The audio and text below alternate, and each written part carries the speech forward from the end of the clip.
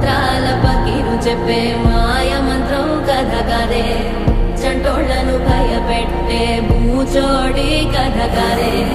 తాత ముత్తాతమ్మల భూతాల కథ కదే